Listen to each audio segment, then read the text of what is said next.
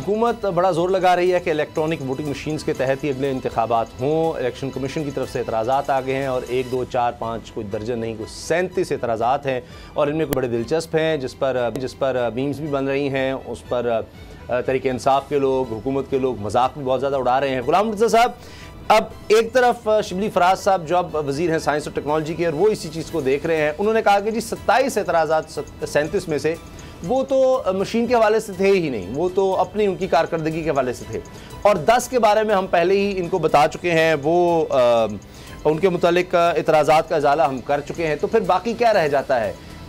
Election commission मान नहीं रहा, अपोजिशन मान नहीं रही, हुकूमत ज़बरदस्ती करना चाह रही है, कोशिश कर रही है कि सबको दिखाया जाए। लेकिन अगर जिस तरह इलेक्शन कमीशन का कहा गया, मैंने उस पर देखा है, पढ़ा है कि जी एल्फी डाल दी किसी ने तो मशीन तो ख़राब हो जाएगी। आज बाबर अवान साहब जो पार्लिमानी अमूर के मशीर हैं, उन्होंने आज बड़ा सख्त बयान इस हवाले से दिया। उन्होंने कहा जी हम लगा के रहेंगे, हुकूमत तुली हुई है कि कोई माने या ना माने, कोई इसको कबूल करे ना करे, हमने ये मशीनें लगानी है। किसने बनाई हैं ये मशीनें, कहाँ से आई हैं ये मशीनें, इसके अंदर सॉफ्टवेयर किसने तैयार किया है, इसका हार्डवेयर कहाँ का है, चिप कहाँ से आई है, और इसको क्या इसमें ऐसी प्रोग्रामिंग रखी गई है जिसको हैक नहीं किया जा सकता, जिसको जिसकी तरतीब जो है वो बदली नहीं जा सकती, और इसमें एरर मार्जिन कितना है। आज मैं कहीं बात कर रहा था आईटी के किसी प्रोफेशनल से, तो उसने कहा कि जो मशीन ये इस्तेमाल कर रहे हैं 1% एरर के साथ, जी 1% एरर के साथ आप अपनी मर्ज़ी के रिज़ल्ट ले सकते हैं।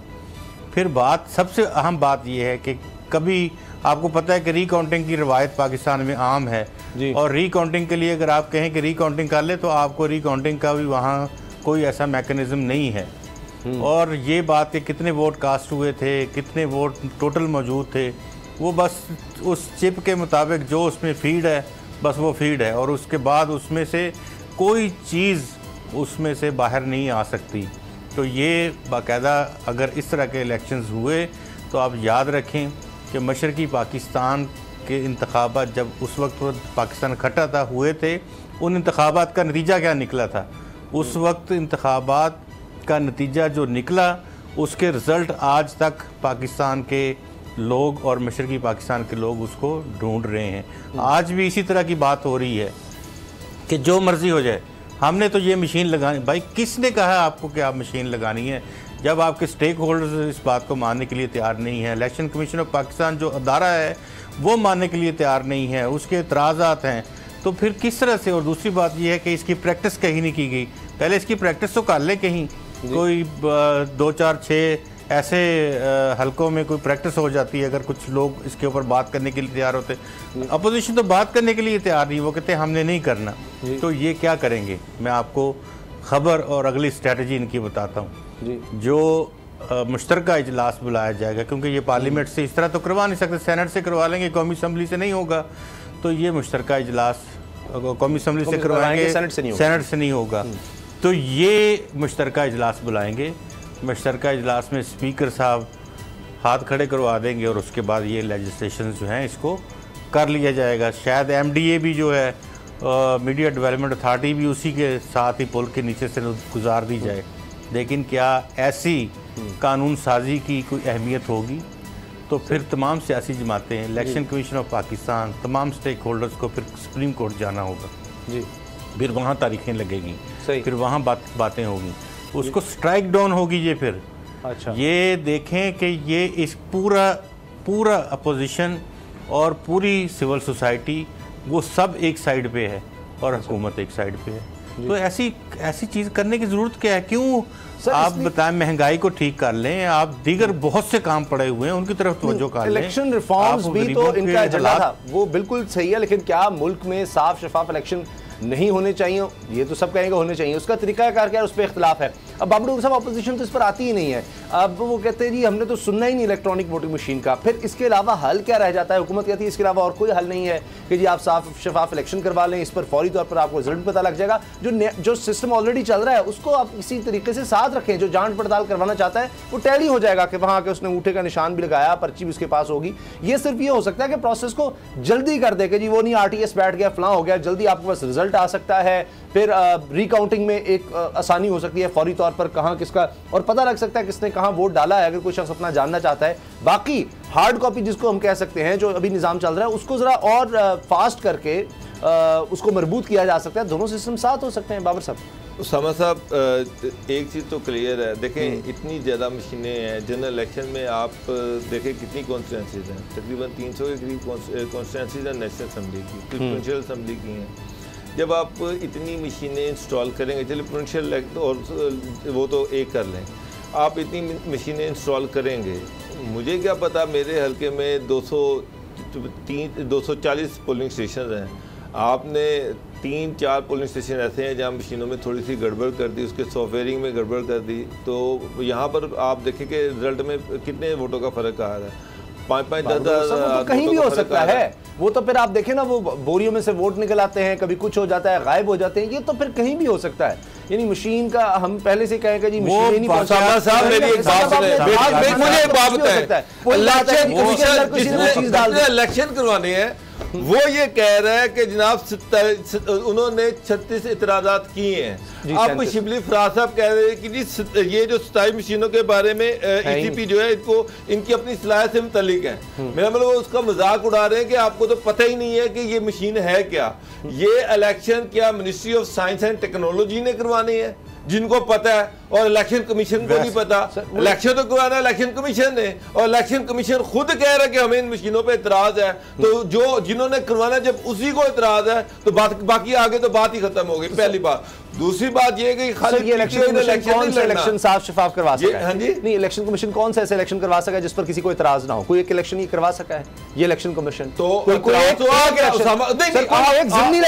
एक अजीब बात कर रहे हैं, एक मिनट ठहरे, आप एक अजीब बात कर रहे हैं कि आप ये कह रहे हैं कि एक पार्टी सिर्फ PTI समझती है कि ये मशीनें ठीक हैं और बाकी 3 पार्टियां समझती हैं कि इससे रिगिंग होगी, और आप ये कह रहे हैं कि जी ये अब ये इलेक्शन पहले भी तो खराब होते रहे, तो ये भी खराब हो जाएगा। तो मैं ये नहीं क्या होगा, पहले नहीं ठीक हुआ, आप ट्राई नहीं करना चाह रहे। पहले ठीक नहीं हुआ तो उसको ठीक करने के लिए एक ऐसा स्टेप लेना चाहिए जिसमें तमाम पॉलिटिकल पार्टीज जो है उनकी एंडोर्समेंट हो। एक इलेक्शन में तो पार्टीज नहीं मानती, मैं तो ये अर्ज कर रहा हूं ना, आप कोई जिम्नी मैं छोड़ दें, आप पार्टियों को बिठा ले, पार्टियों को इसी तरह अपनी मर्जी ठोस रही है।